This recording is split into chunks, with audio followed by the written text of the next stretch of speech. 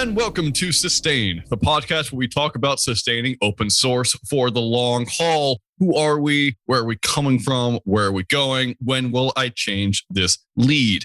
We have an excellent guest on the podcast today. I cannot wait to talk to her. She entered the guest room with a bombshell that was awesome and real, so I'm excited to actually talk about real stuff. #life goals. Before we introduce her, I want to make sure we talk about the other panelists, just so you know who we are. I'm Richard Littauer. I normally host this podcast. I'm here on behalf of Sustain. And then we also today have Alan Gunner, otherwise known as Gunner. I guess his last name is actually Gunn. Gunner, how you doing? I'm good. Great to be here. Great to have you. We have Eriol Fox. Eriol, how are you? Hello, I'm doing good. Excited to chat with you all. We also have Eric Barry, who may join us for a couple of questions. Eric, how are you? Great. Happy to be here. I'm happy to have all of you. Your faces make my week. But we wouldn't be here if it was just talking between the four of us. Our guest today is Leslie Hawthorn. Leslie Hawthorn is a very well-known name in the open source circles with which Sustain moves. If you haven't heard her before or heard of her, this is going to be very exciting. She is the manager for the Vertical Communication Strategy Office or something in the office of the CTO at Red Hat. Leslie, how are you? I'm really, really excited to be here today. Thank you so much. I will correct that to the extremely long-winded and overly fancy pants sentence of manager, vertical community strategy, Red Hat's open source program office in the office of the CTO, which is very long-winded, but at least okay. It's potentially useful. Yeah, well, I mean, you live in Germany, so long-winded titles are normal, right? It's surprised it's not all just one word. I'm just trying to imagine your business card with like the acronym at the end, like 8 letters all tied together. You know what the best part is? I have just refused to order business cards for a very, very long time because I figure, save a tree. Although I do miss good old analog paper. I've never had to deal with that problem. But I think if I actually had to log into the system when I attempted to put in more than half of that, it would crash and burn, sadly. So I'm not taking down any corporate systems just as a policy. Very smart policy. Maybe a better question would be, now that we know what you do is called, could you describe for us what you do here? Sure. When I'm talking about the process of vertical community strategy, I'm going to start by explaining it by comparing it to what I consider to be traditional community management. And when we think about traditional community management, quote unquote, there's typically a community-focused human who is looking at the universe from the perspective of how does my singular community engage with other entities? So that could be, how do we engage with our users? How do we engage with our contributors? How do we engage with our documentation folks? How do we do marketing for our project? And when you're talking about vertical community management, the process is actually to consider how does an entire organization liaise with various different community groups in order to further their objectives. So I'll go ahead and use an actual example from Red Hat that I'm familiar with. So for our FSI vertical community architect, that's a question of how Red Hat maintains its relationships and its contributions across several different communities, including, for example, the FinTech Open Source Foundation, where we talk to folks about their overall open source strategy, contribution policies, and we also contribute code to their cloud native certification services working group. We also engage with the Buy-in project, which is focused on creating a set of API standards. And then we are, as yet to announce, but have already inked the paperwork. How does Red Hat participate in the OS Climate project, including creating a data exploration platform for that group of folks who are looking at creating open source software in a community around how to use data to inform financial investments with a view to sustainability and risk to those investments because of climate. Instead of thinking about community from the perspective of how does my one project interact with the rest of the world, it's how does my one organization interact with the wide world of communities that operate in a particular vertical space. So is it, automotive, FSI, telco, healthcare, et cetera. I really like that description. That was incredibly eloquent. What strikes me, which I want to make sure hits all of our listeners, is that you work often within the framework of an open source program office, right? The OSPO defines how this work is done in the sense that it institutionalizes how you liaise with open source communities. Now, when you think about most open source communities, you kind of have a couple developers, maybe a project, and maybe they're tied to funders or something, but it's a very small community that's very focused on the project at hand. For you, you're much more focused on, well, I work with this very large institution. How do we actually talk to open source communities in general. So one of the things I'm curious is, what do you think about the OSPO concept in general? And how do you see it growing and changing, say, in the past 5 years as you've been doing this exact work? Okay, wow. I have so many different things to say. So I will try to choose one. Open-ended on purpose. Do you understand where I'm coming from? I totally do. So one thing that I have noted about the concept of an open source program office is that it is really morphed from being something that was entirely focused on how does a corporation do license compliance to make sure that it is using open source software in an appropriate way. And, how do we make sure that if we are open sourcing code created within our corporation, that it is clear how folks can contribute or why they would want to consume the software, to being a group of folks who are typically responsible in greater or lesser degree for being change agents within an organization. And I'm seeing this not just in corporations, but I'm seeing this in governments and I'm seeing this in academic institutions as well. So this whole idea of taking open source principles of everything from we do all of our work in the open to we prefer and insist upon peer review by default to we welcome contributions from all quarters and we want to ensure that there is respect for all of our contributors as a part of our process. It's something that is truly a delight to behold. I mean, I would not have come on this podcast 2 years ago and said, hey, check it out. Germany now has an open source program office, but turns out that this vehicle is seen as a useful means for not only folks actually consuming open source software and then figuring out ways to contribute back to open source software projects, but actually being able to lead entire institutions towards more open and more collaborative ways of working across that institution and with other entities. Once again, you are incredibly eloquent.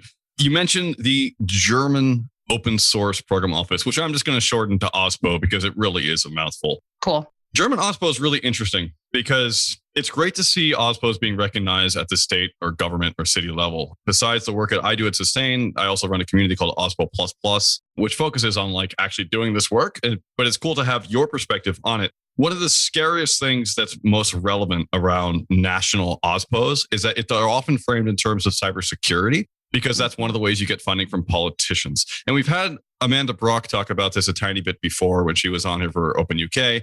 And I think we've had a few other people sort of touch on this issue. Can you talk about digital sovereignty and the movement towards open source program offices focusing on that? Yes, absolutely. So those who are not familiar with this concept of digital sovereignty, just the really quick rundown is this idea that folks in Europe are, I would say for some good reasons and for some bad reasons, deeply concerned about making sure that there is control of IT infrastructure and data and everything associated with just having a technological life, which turns out is now true of every citizen. And there is, I will say, especially given my past employers, there is legitimate concern for what does it mean if your IT infrastructure is outsourced to someone far, far away from you who is not necessarily beholden to the same laws or to the same value system of the place in which you reside. And I think it's actually really interesting because it used to be that the open source program office for Germany was actually the Office of Digital Sovereignty. And they've actually changed their moniker to being the OSPO because the concept of digital sovereignty had morphed into this notion that we wanted to create a future for Europe in which, it was kind of Europe for Europeans, but not in the way where it was just framed as, we want to make sure our citizens can be assured that if their data is in the cloud, that data is not going to be used in a way that is not in keeping with their rights and freedoms. I mean, I've literally heard people in meetings say, we need European open source that is created by Europeans and can only be used by Europeans. And that is digital sovereignty. Yep. And I have rants about that, which I will not subject anyone to unless you ask for them.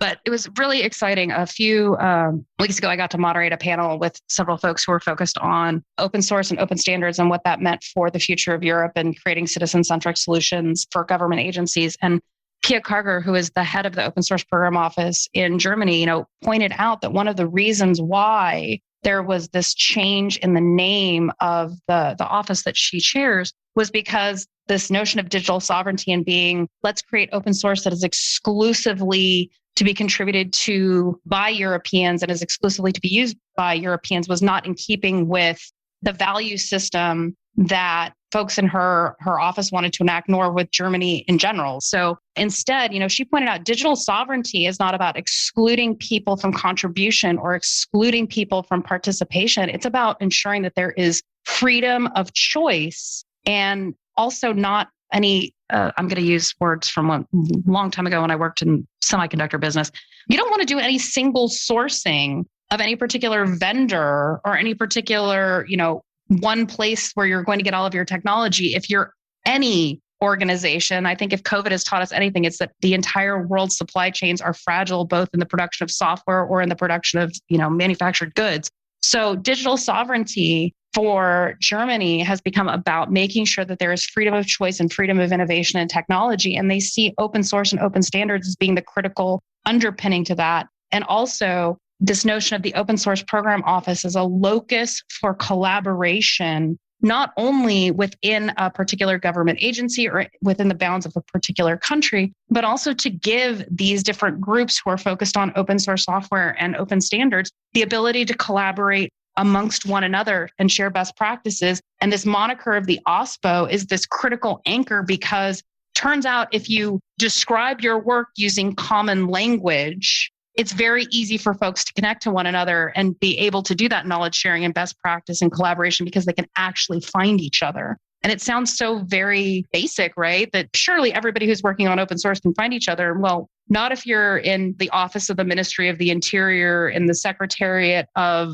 IT systems, in the office, blah, blah, and so on. So that was probably very long-winded, but yes, OSPOs is a locus of collaboration, my friends. And not just corporations figuring out how to get more developers to be excited about their software offerings, but also as an opportunity for people to collaborate, to co-create, and to share that amongst other folks with similar problems. Hopefully, not just enabling people to save money because, open source software licensing means that, you have lower total cost of ownership, but because actually, why on earth are we spending public budgets to recreate the same set of software solutions over and over and over again when we could share these things and then spend some of that money on citizen services and creating citizen-centric solutions? I love that. You actually just put to rest a lot of the qualms I've had around digital sovereignty because it does sound very much America first, Netherlands second.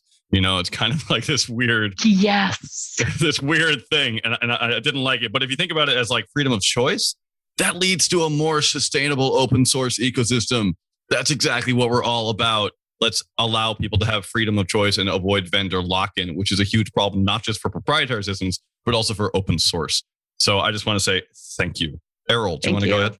Sure. Leslie, you said a phrase that I zeroed in on in your last answer to a question, which was citizen-centric. And this phrase to me sounds a lot like a rephrasing of something that is really familiar to me as a designer, which is human-centered.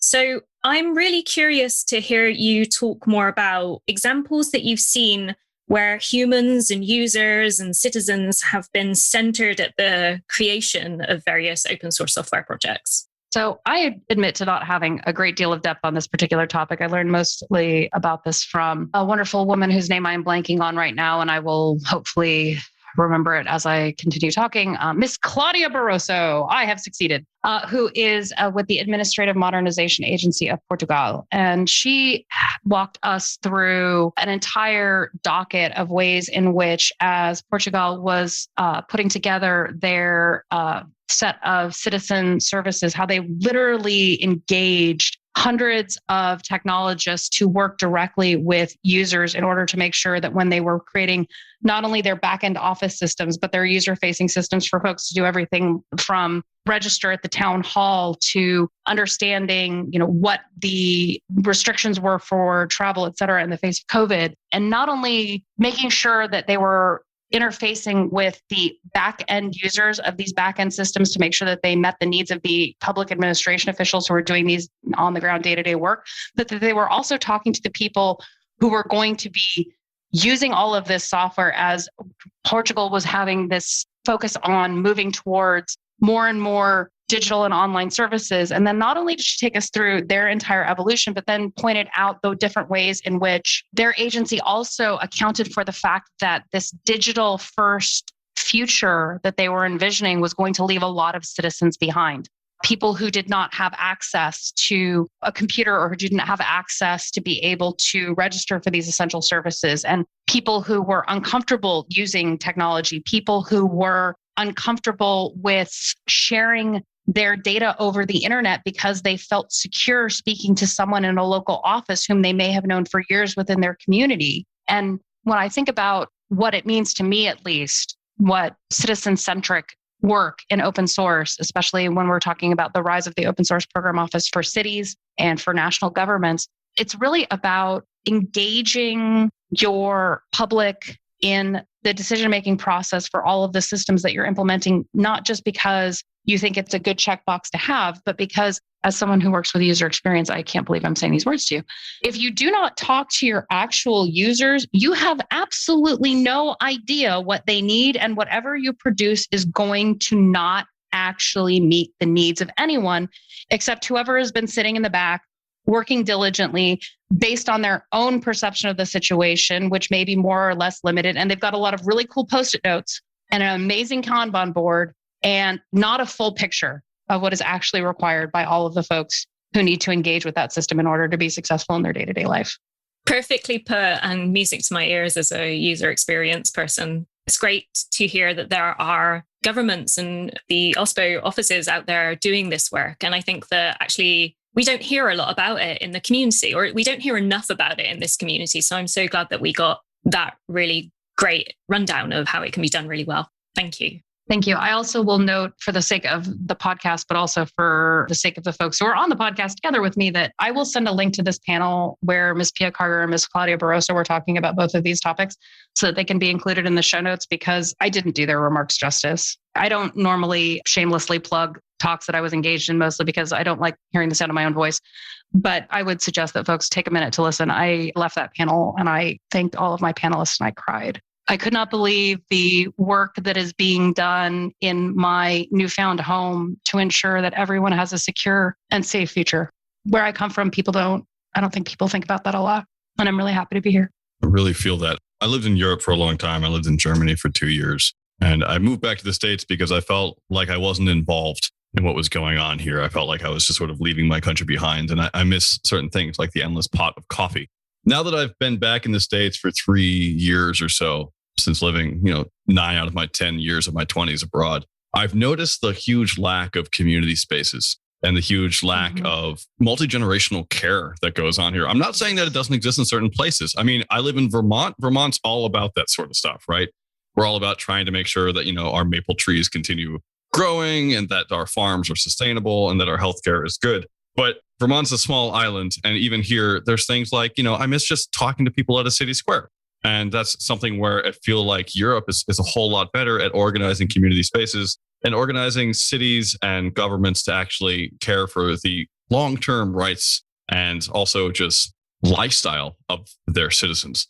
So I'd be curious to learn what made you move to Germany in the first place and how that's reflected in the work that you're doing at Red Hat. How do you feel like those are two of the same points, if that makes sense? Yeah, no, totally. Okay. So I promised real talk and I will do real talk. So I came to Europe in 2013, and this was a combination of a desire on my part to always have wanted to live abroad and broaden the context of my existence, and something that it was a dream I had never been able to fulfill until that time for various reasons. The time when I departed, I also, for no particularly good reason that I could have cited as evidence, like I felt the way that America was going was not only not in keeping with my value system, but I also felt like my own personal work to change the political landscape of America had not been successful to the point where I felt like I could do a good job anymore. And I could not continue to exhaust myself trying to push against that particular wall. So I went to Europe in the hopes that not only would I be able to find a fresh perspective for myself and kind of reinvigorate myself with hope for useful progress, not just capitalism's version of progress, let's just be honest. And, also letting my friends and family know that, as I continued my own quest for the understanding of how to architect an intentional community, that maybe Europe would be a better home for an intentional community I hope to one day create. So I originally lived in the Netherlands. I was sponsored to work there, and I really did love the Netherlands, but I ended up moving to Germany because I became the mother of a little German citizen. And something that I'll share with the listeners of this podcast, I am the mother of a young woman who is fairly visually impaired.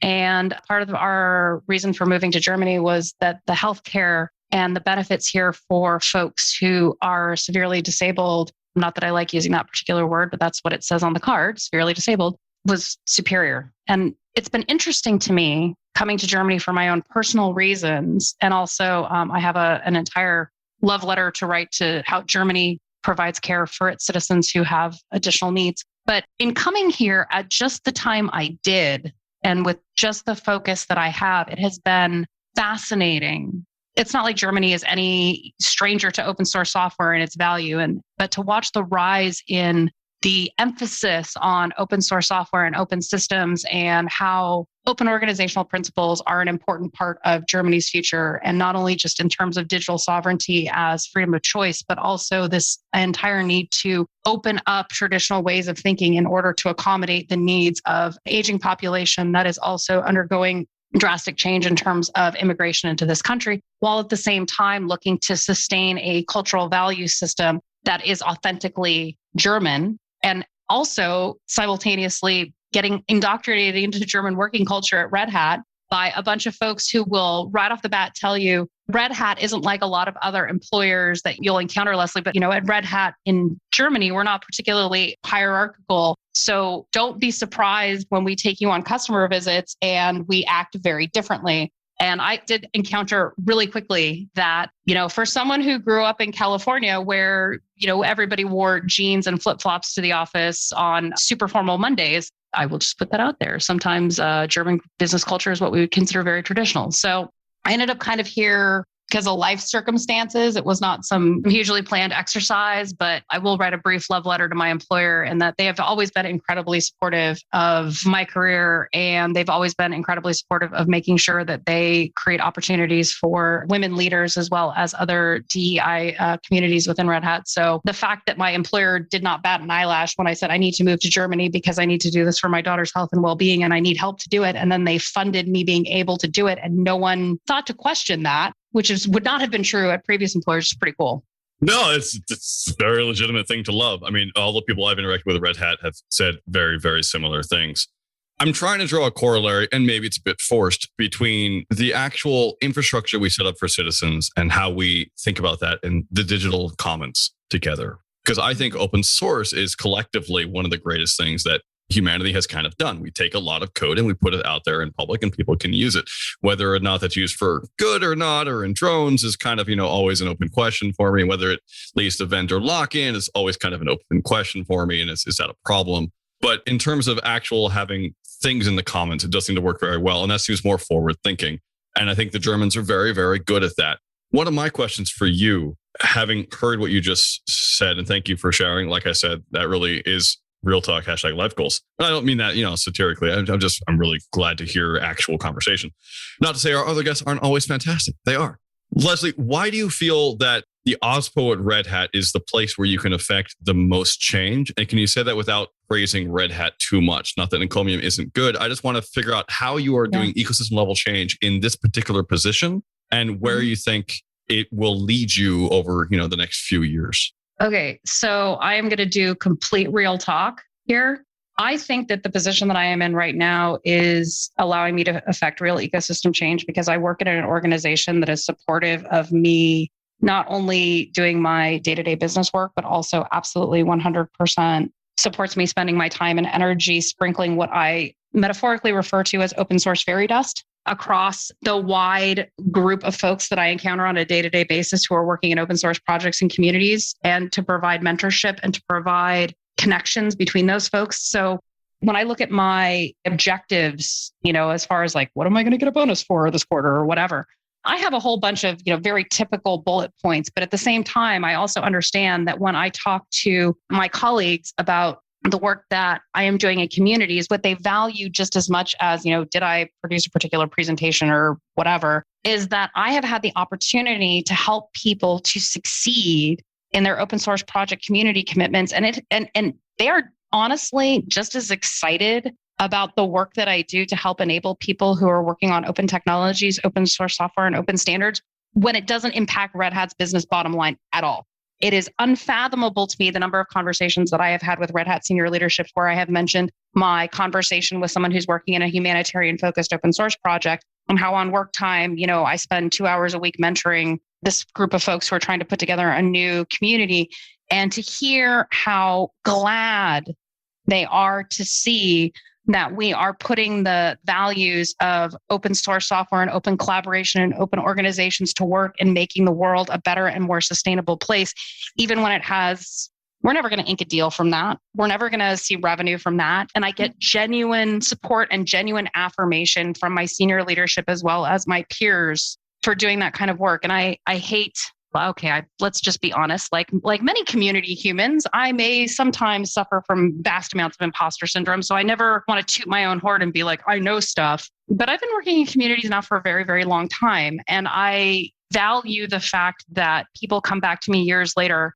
and tell me that a conversation that we had that didn't mean very much to me, because I have a lot of conversations with a lot of really brilliant people where they ask me for my thoughts and I tell them, and I don't think I've necessarily said anything that profound, but then they come back to me years later and say, that was the conversation that changed this, that changed this, that changed this for me. And now this is what I've been able to do. And I want to thank you. And now that I know that I can do stuff like that, even when I don't realize that I'm doing it, that I'm being a quote unquote super connector, the fact that I work in an environment where that's valued, that's encouraged, that people just innately understand the importance of being the person who needs to tell someone the right thing at the right time because it is true. And that's going to move the technology state of the art. That's going to move the community state of the art. That's going to move the progress of all sentient beings towards something that is better for them. It means a lot to me. It really does. That makes sense to me. And we've had other guests in this podcast who have shared similar things. I mean, Dominic Tars, like the main takeaway from that podcast was do what you love doing. If it's open source, do open source. If it's not maintaining, don't maintain.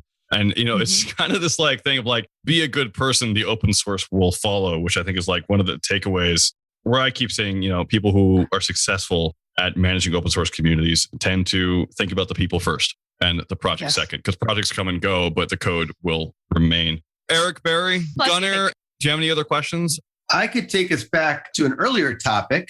One of the things that's compelling about the work you do at Red Hat is a company with free and open source software in its DNA. It was started around Linux distro, and it has continued to be true to the norms and the values of free and open source. There are a broader range of companies that have open source program offices where open source is, to put it kindly, not in their DNA.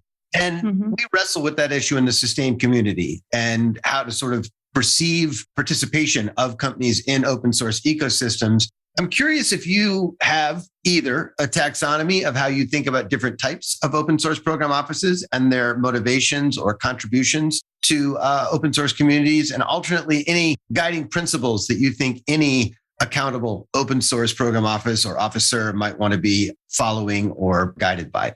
I have a lot of thoughts on that. Okay, so I think that there are any number of organizations who now have open source program offices, and they are really all about fulfilling various corporate objectives. And I think that that's perfectly fine. Corporations have corporate objectives. That's what they do. So if your job as a corporate open source officer is to ensure license compliance and, to make sure that GitHub repositories are set up appropriately or whatever is your job, that's great. At the same time, I got started in open source, not as early as some, but early enough in my career to remember when the conversations that we were having were around, I create this software because it is an expression of my personal value system and because I value the freedom of other people to use it and to expand upon it and to make it work for them for their own particular needs, whether or not there's a profit motive behind it. And I think one of the things that I tried to do, partially because I was young and naive and partially because I believed in it when I was an early employee of Google's open source program office, was we chose to invest in communities that were doing good work, because at the time, Google's motivation for participating in open source communities was Google was very tight-lipped about all of its work, didn't give a lot of detail to the public, but we needed something that we could talk about. And we could talk about open source software and Google's use of open source software and what was the value of open source software. And, my remit was to go and sprinkle open source fairy dust on communities and make sure that folks were well funded for their efforts. I mean, that's how I met you, Gunnar, was I had a budget and you needed to host a hackathon. And there we were, right? And we've been working together on and off ever since, more off than on lately, but that's okay. At least I get to see you for Indian food now and again. And I think that my charge to folks who are working in open source offices is to think back to the words that Richard said earlier. Projects come and go. Your employer is going to come and go. All of those things are fungible, but your relationships with the human beings with whom you interact is not fungible. It does not come and go. People are going to remember how you made them feel. People are going to remember what their interaction with you was like. Did they get trust? Did they get respect? Did they get genuine concern for good outcomes for them? And if you're going to be looking at your investment strategy as a corporate open source officer, don't just be looking at whether or not you think that your open source strategy is going to provide you with developer acquisition, that's going to provide you with specific ROI or allow you to hit some vague milestone. Ask yourself if you think that how you are investing is going to make people feel good about the decision you have made. And that is not to say that you have to please everyone, but do you think that people that you respect will feel good about the decision that you have made?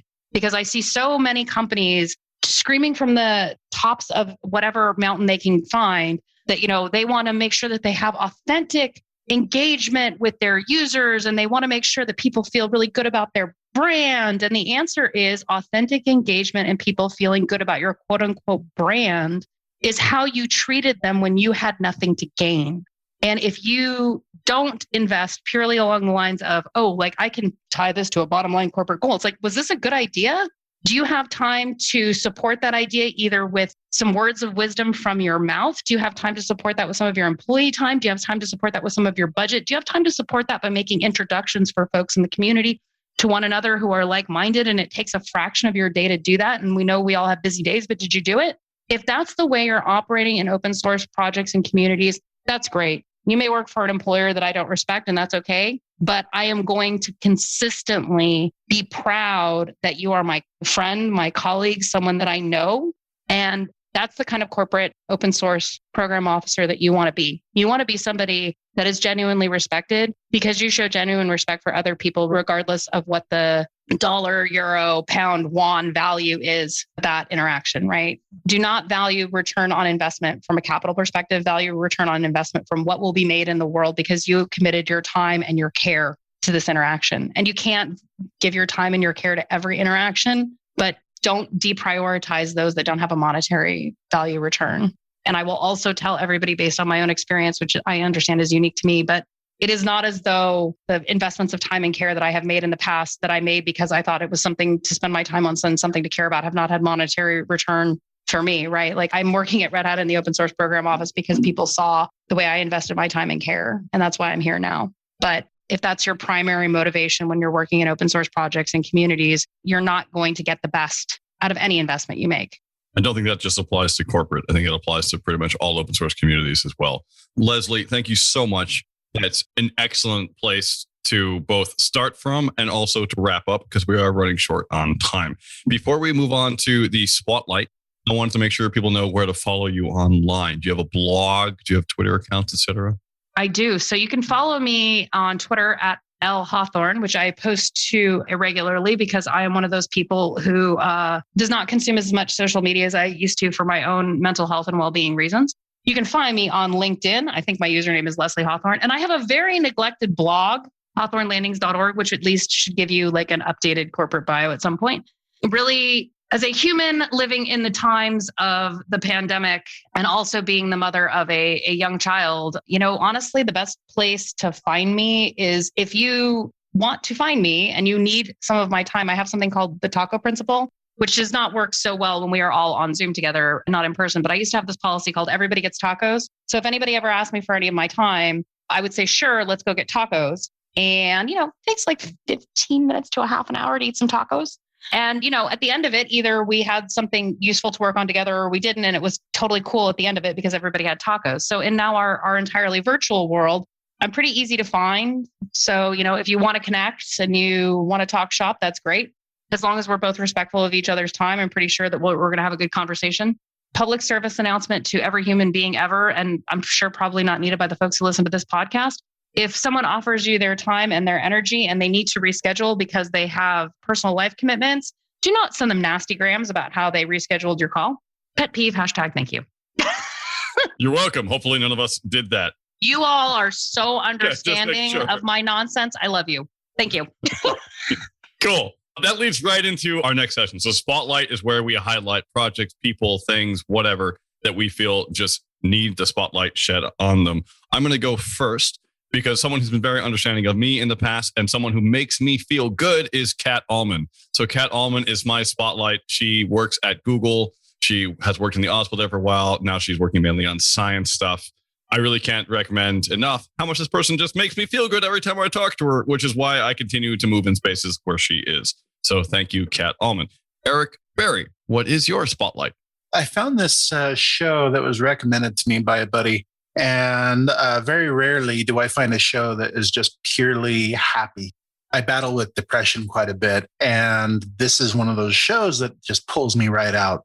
The show that I'm talking about is Ted Lasso on Apple TV. So if you haven't watched it, I highly, highly, highly recommend it. Love that. Thank you. Errol Fox, what do you got? I have been following a project that Daniel Burka has been doing for a little while. He works at Resolve to Save Lives. He's the head of design there, I believe, or some kind of design role. And recently he worked on a project with a number of other designers in open source to create a repository of health icons, completely open source. So you can find that Resolve to Save Lives GitHub/health icons. Thank you very much. I love that too. Gunner. Yeah, I continue to be preoccupied with the relationship between open hardware and open source, and the fact that if we don't really address open hardware, we're leaving a pretty low ceiling on all the potential of open source long term. And a community I've been working with increasingly over the year is the Gathering for Open Science Hardware, openhardware.science. I may have shouted them out before. I keep loving them. They are just doing such innovative community work around open hardware, open science hardware, and open hardware in general. Thank you so much. We had Steve Helvey on the podcast recently. It's a great podcast for those of you who haven't listened to it yet about open hardware further. You can check that out. Leslie Hawthorn, what is your spotlight today? Before I get into my spotlight, I just want to say two really quick things. One, Kat Allman. Kat, I don't get to talk to you enough. I used to share an office with you. You are an eternal bright spot in my life and the lives of so many other people. Thank you for being you. Eric, I also want to represent and say that I am someone who has struggled with depression my entire life. And I want to compliment you on your bravery on calling that out and just saying those words aloud, because it's hard to be brave about that sometimes. And it's hard to think that people are going to judge you. And thank you for saying it. And thank you for giving me the opportunity to say it and be brave as well. And last but not least, my current spotlight thing that gives me joy is something that folks may never hear of outside of this podcast, but I had the opportunity a few months ago to get acquainted with a gentleman named Jan, who is putting together a project called Smart to Bayar.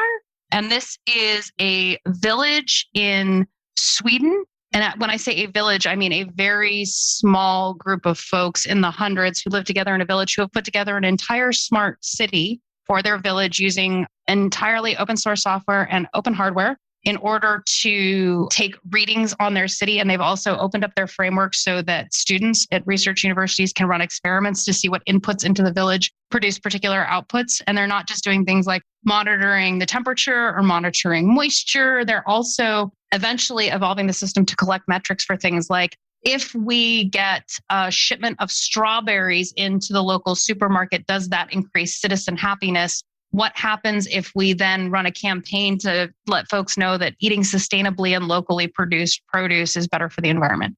So a shout out to Jan and all of his colleagues for putting that together and putting together a system that people are literally spending millions of dollars on with entirely open source software and open hardware and getting it together in a matter of weeks, when I know of large corporations who are trying to put together similar things and it has taken them years to get a third as far. So thank you, Smart to Bayar, for being there.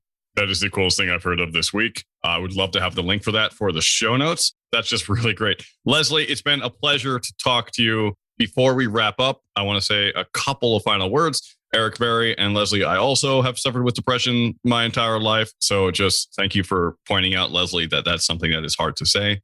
And Eric, thank you for continuing to be just incredibly honest and open. For those of you who had followed along and had thoughts and wanted to say, but why didn't you ask this question?